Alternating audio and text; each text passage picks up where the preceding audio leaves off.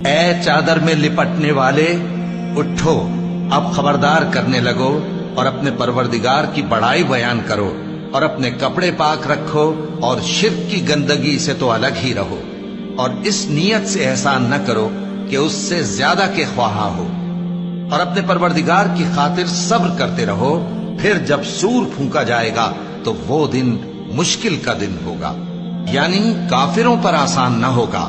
मुझे उस शख्स से समझ लेने दो जिसको मैंने अकेला पैदा किया और मैंने उसको बहुत सा माल दिया और हर वक्त हाजिर रहने वाले बेटे दिए और उसको हर तरह के सामान में वुसअत दी, फिर भी लालच रखता है कि मैं उसे और ज्यादा दूं। ऐसा हरगिज नहीं होगा।